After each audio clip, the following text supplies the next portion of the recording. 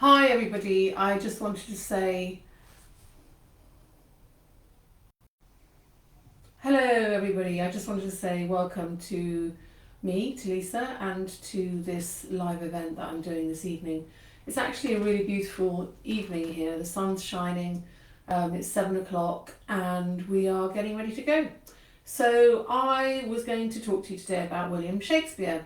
So I've got this huge book which I dug off my bookcase, which is absolutely massive here, and this is William Shakespeare's complete works, and there's an awful lot of it in here. So who is William Shakespeare? Well, he is probably the most famous playwright and poet of the English language. Well, certainly he is the most famous person in the UK. He was a Jacobean Elizabethan playwright and poet. He was born in 1564 in Stratford-upon-Avon, and he died in 1616, so he didn't live for that long. He was married to Anne Hathaway, and in fact they got married when she was a few months pregnant, and they had 3 children, and one of them died sadly. Hamlet died, one of the twins died later on.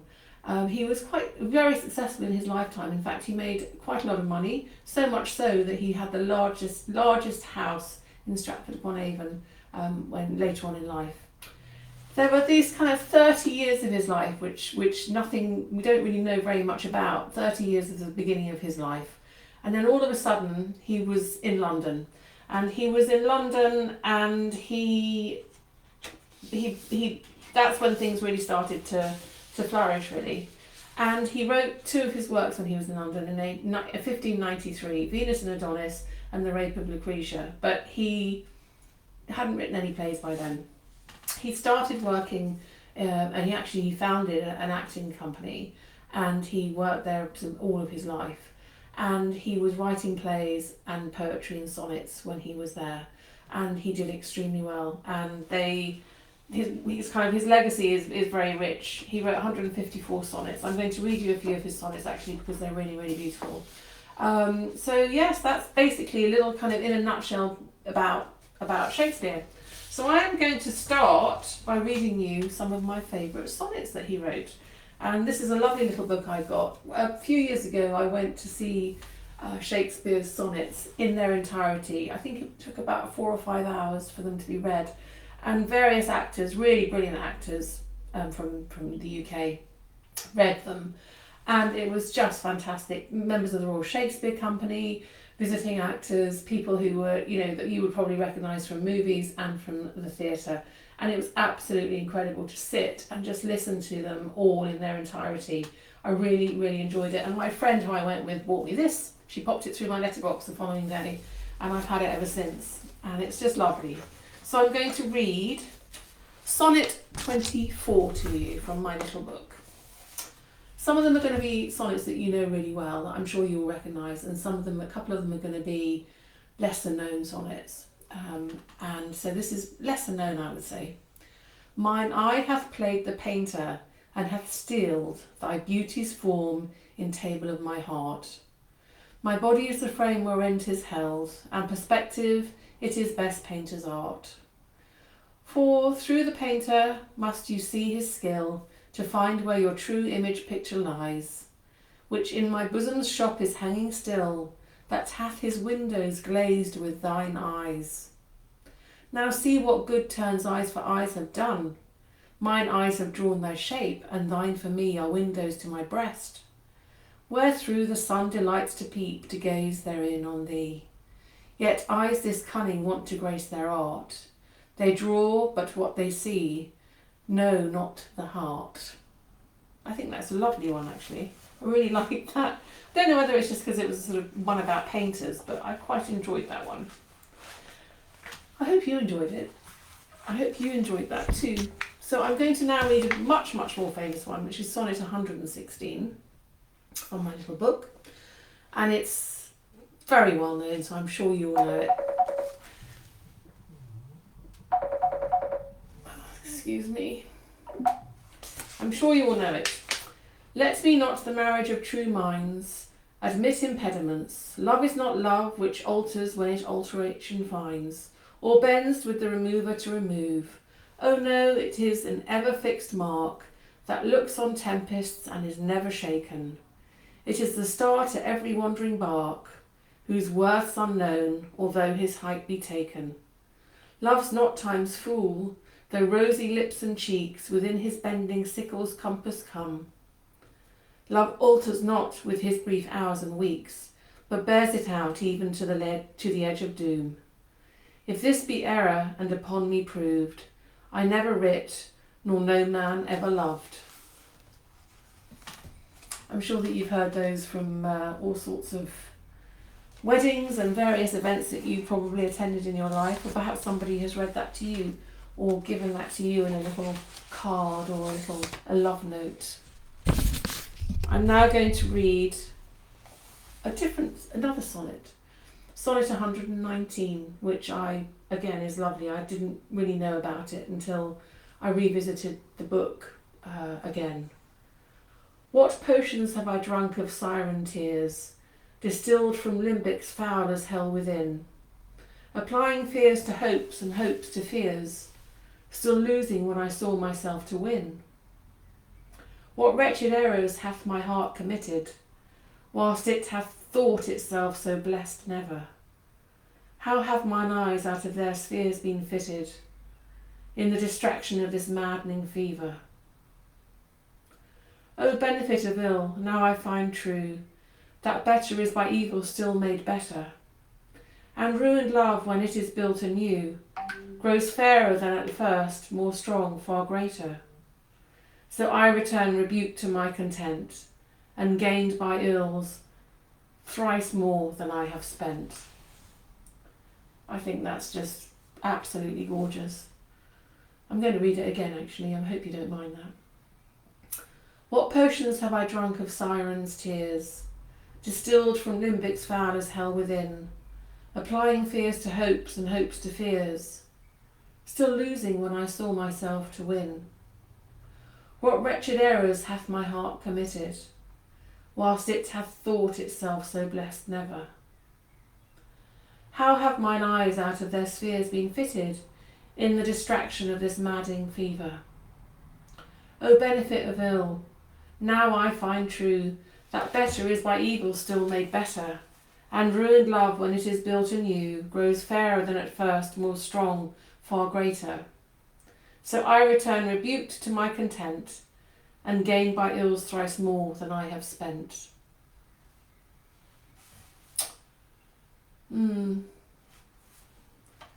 I think that's a bit of a sad one, really. It's maybe it's about unrequited love. I don't know.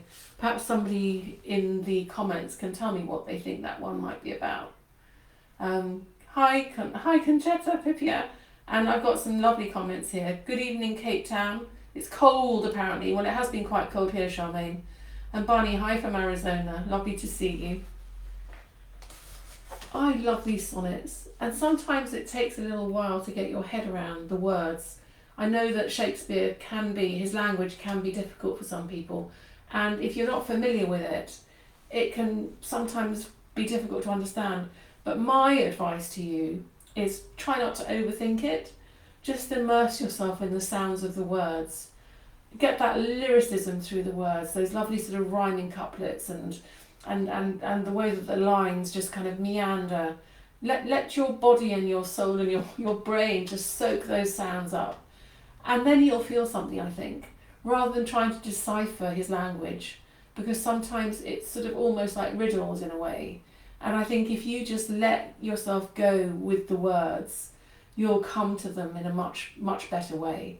And I think that would be my advice about anything that you find tricky when you read it or listen to it. If you're not familiar with it and you haven't heard it much, I think just immerse yourself in the sound and let the sound do the sort of translation, if you like, and let the sound become the meaning, because that often works. And then perhaps reread it, or I might go back and reread a couple of these. So I'm going to do a really super famous one now, which is Sonnet 130. Another love sonnet, very well-known love sonnet, so you, I'm sure, may have heard this. My mistress' eyes are nothing like the sun. Coral is far more red than her lips red. If snow be white, why then her breasts are dun. If hairs be wires, black wires grow on her head. I have seen roses damasked, red and white, but no such roses see I in her cheeks. And in some perfumes is there more delight than in the breath that from my mistress reeks. I love to hear her speak, yet well I know that music hath a far more pleasing sound. I grant I never saw a goddess go. My mistress, when she walks, treads on the ground. And yet, by heaven, I think my love as rare as any she belied with false compare. True love, I suppose, isn't it? It's true love. Even though she's not perfect, even though hasn't got the reddest lips, doesn't walk on air, she's firmly on the ground, she doesn't smell great, she's still, to him, absolutely perfect. My mistress' eyes are nothing like the sun. Coral is far more red than her lips red. If snow be white, why then her breasts are dun. If hairs be wires, black wires grow on her head. I have seen roses damasked, red and white, but no such roses see I in her cheeks. And in some perfumes is there more delight than in the breath that from my mistress reeks. I love to hear her speak, yet well I know that music hath a far more pleasing sound. I grant I never saw a goddess go. My mistress, when she walks, treads on the ground. And yet, by heaven, I think my love as rare as any she belied with false compare. Absolutely beautiful. True love.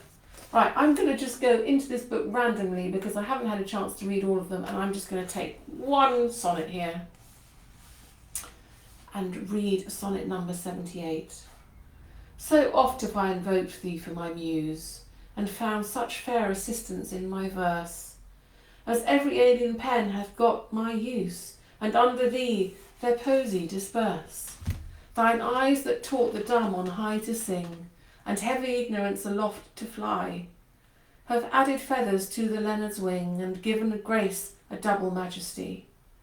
Yet be most proud of that which I compile, whose influence is thine and born of thee.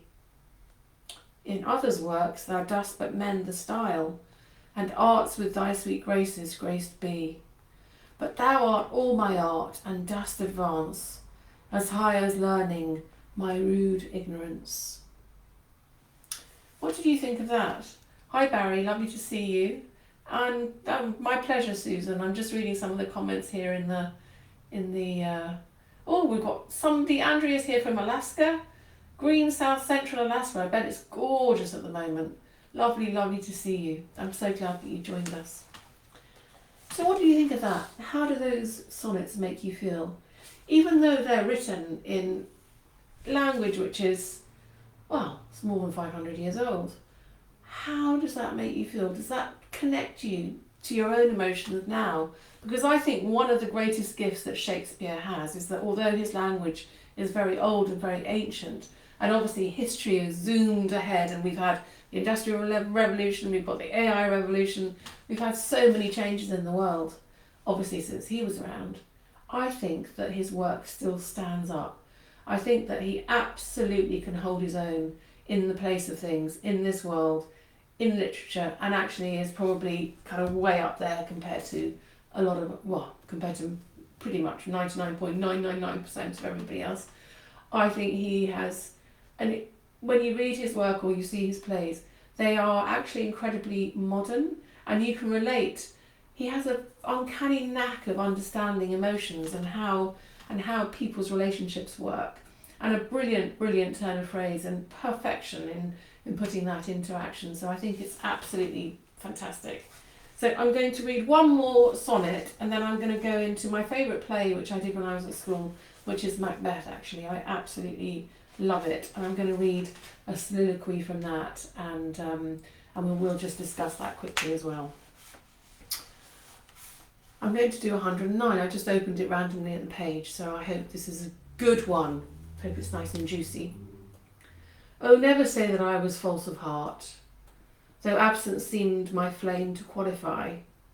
As easy might I from myself depart, as from my soul which in thy breast doth lie. That is my home of love, if I have ranged, like him that travels I return again, just to the time, not with the time exchanged, so that myself bring water for my stain.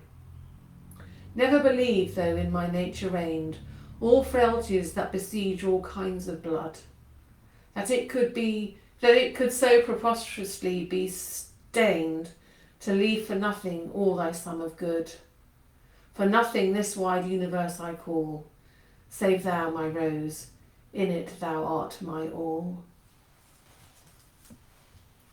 For nothing this wide universe I call, save thou my rose, in it thou art my all. Can I give you some good advice? If you're embarking on a relationship, or if you're in a marriage, or if you have a stale relationship, or if you want to sort of shimmy up your relationship, try and memorise a couple of those little lines at the ends of some of these sonnets. And I think just, when you're having supper at the kitchen table the next time, just say to your partner, you know what? For nothing this wide universe I call, save thou my rose, in it thou art my all. And I'm sure that they will respond to that. They'll either think you've gone bonkers or they'll absolutely love it. So, what shall I do? I'm going to go into, as I said at the very beginning, I have this huge, complete work of Shakespeare here. I do have my little Macbeth book that I had when I was at school.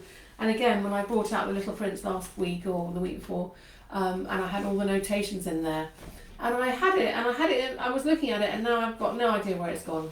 So I had to print off a little bit from Macbeth so that I could read it to you.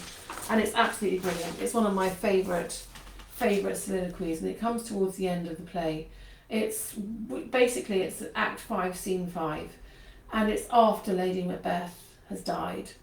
And we've got a situation, I don't know whether you know the story, but we've got Macbeth. He's been given all these prophecies by these three witches and these hags on the heath or whatever, and they've said that everything will be fine. Things will only really go wrong when the forest starts to move towards the castle. And we've got to the point now where they are withstanding the siege from Malcolm's forces. So Malcolm is fighting against Macbeth to get power, and then suddenly there's news of Lady Macbeth's death, and things start to go very pear-shaped. So I'm going to read that. So Satan, who is one of the people within the play, Satan comes to Macbeth and says, "The Queen, my lord, is dead." And Macbeth replies, "She should have died hereafter. There would have been a time for such a word. Tomorrow and tomorrow and tomorrow creeps in this petty pace from day to day, to the last syllable of recorded time. And all our yesterdays have lighted fools the way to dusty death. Out, out, brief candle. Life's but a walking shadow, a poor player that struts and frets his hour upon the stage, and then is heard no more. It is a tale told by an idiot, full of sound and fury, signifying nothing." Just phenomenally brilliant. She should have died hereafter. There would have been a time for such a word. Tomorrow and tomorrow and tomorrow creeps in this petty pace from day to day, to the last syllable of recorded time. And all our yesterdays have lighted fools the way to dusty death. Out, out, brief candle. Life's but a walking shadow, a poor player that struts and frets his hour upon the stage, and then is heard no more. It is a tale told by an idiot, full of sound and fury, signifying nothing. So, shortly afterwards, he's told that Birnam Wood is moving towards Dunsinane Castle, which is what the witches prophesied to him. But it's actually Malcolm's forces, his army, who have disguised themselves with bits of tree and bits of branches and things, and made these kind of costumes looking like they are the woods. But what Macbeth sees is the woods advancing towards him, and he thinks that the end is nigh. So the scene is set for the final events of the play and Macbeth's death at the hands of Macduff. So yes, he dies in the end, which is a bit sad really, but it was inevitable.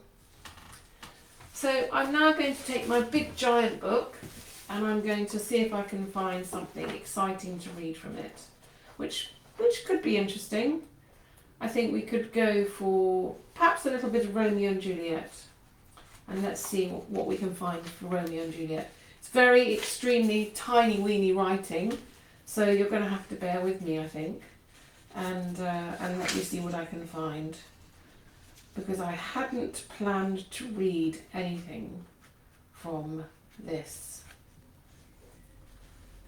Okay, I'm going to read this bit when it's seen to when Juliet goes into the Capulets' house, and if you can remember, we've got a duel. We've got two kind of warring factions, two different families warring each other. Gallop apace, you fiery-sooted steeds, towards Phoebus' lodging. Such a waggoner as Phaeton would whip you to the west, and bring a cloudy night immediately. Spread thy close curtain, love-performing night, that rude day's eyes may wink, and Romeo leap to these arms, untalked of and unseen. Lovers concede to do their amorous rites, but their own beauties, or if love be blind, it best agrees with night. Come, civil knight, thou sober-suited matron, all in black, and learn me how to lose a winning match, played for a pair of stainless maidenhoods. Hood my unmanned blood, baiting in my cheeks with the black mantle, till strange love grown bold. Think true love acted simple modesty. Come night, come Romeo, come thou day in night. For thou wilt lie upon the wings of night, whither than new snow on a raven's back. Come, gentle night, come, loving black-browed night. Give me my Romeo, and when he shall die, take him and cut him out in little stars, and he will make the face of heaven so fine that all the world will be in love with night, and pay no worship to the garish sun. Oh, I have bought the mansion of a love, but not possessed it. And though I am sold, yet not enjoyed, so tedious is this day, as is the night before some festival, to an impatient child that hath new robes, and may not wear them. Oh, here comes my nurse, and she brings news, and every tongue that but Romeo's name speaks heavenly eloquence. Romeo and Juliet. Well, there's a love story.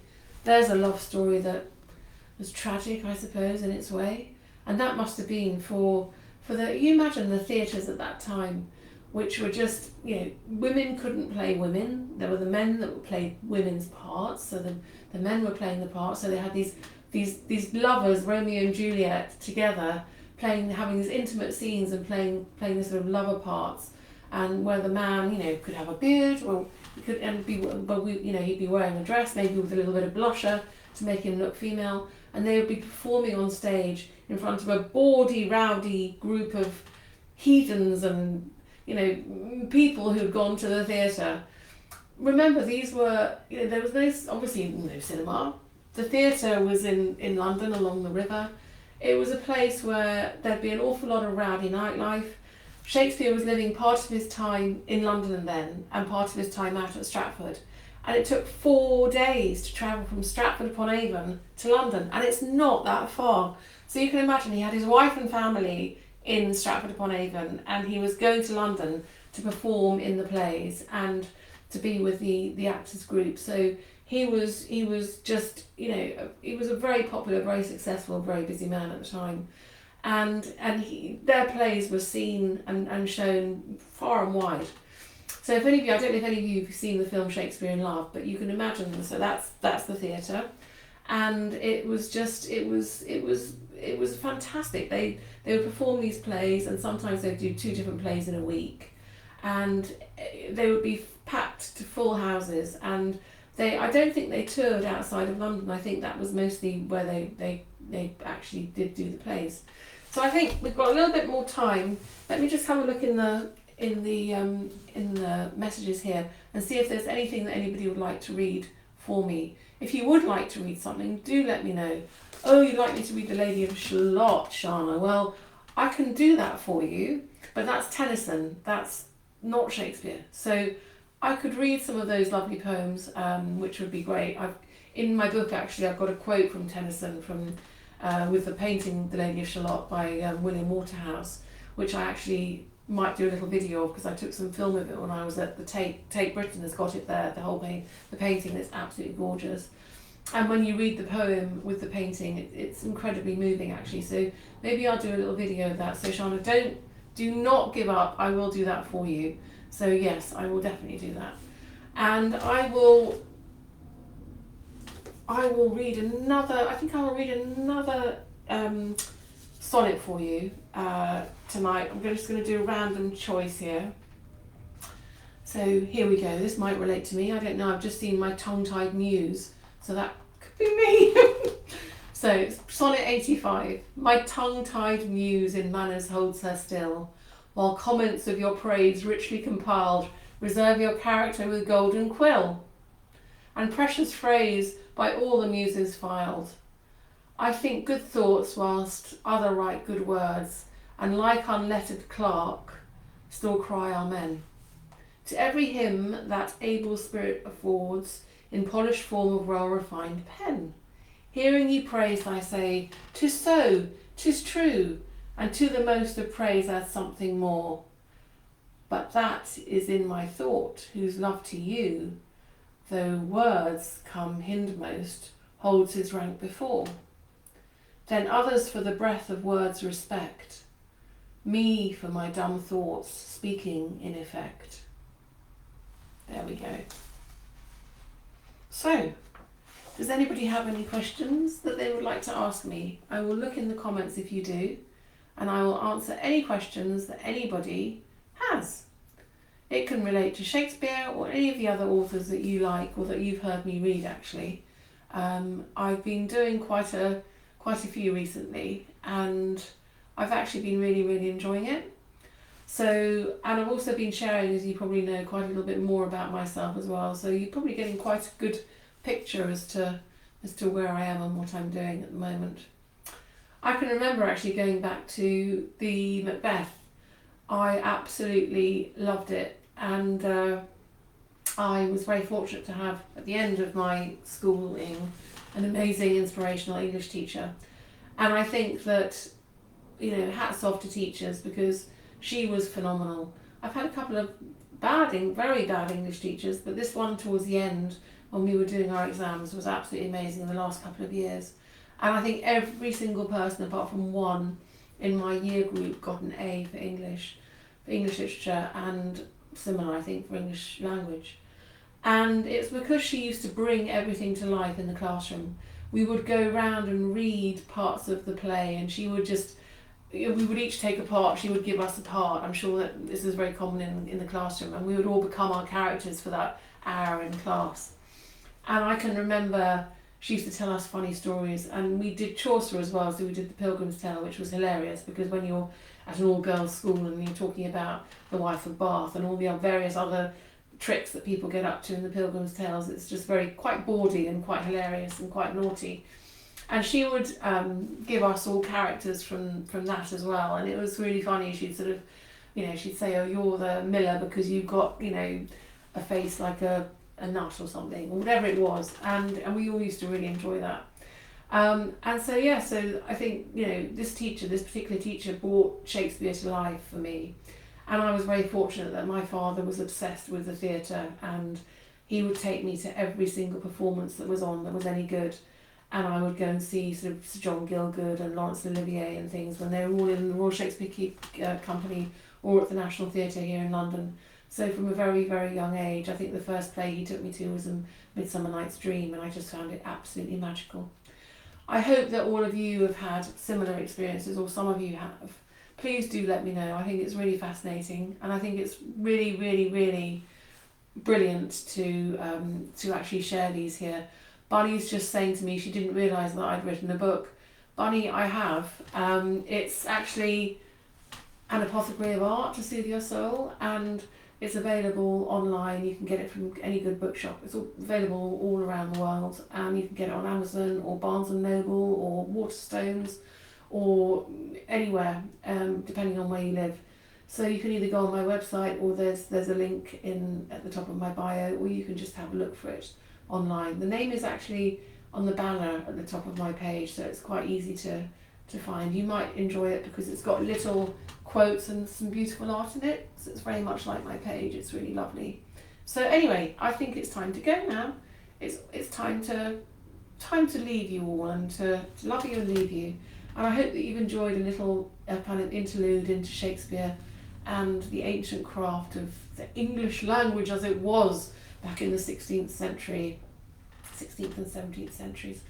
So yes, it's fascinating, isn't it, how he manages to capture all those emotions that are still absolutely relevant now, today, and all of the warring factions and the things that are happening in the world, and relationships and the complexities of everything.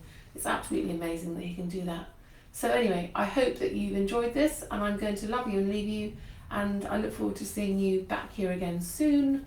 Please do leave some comments and let me know what you think and what you'd like me to do next time, because that's really important.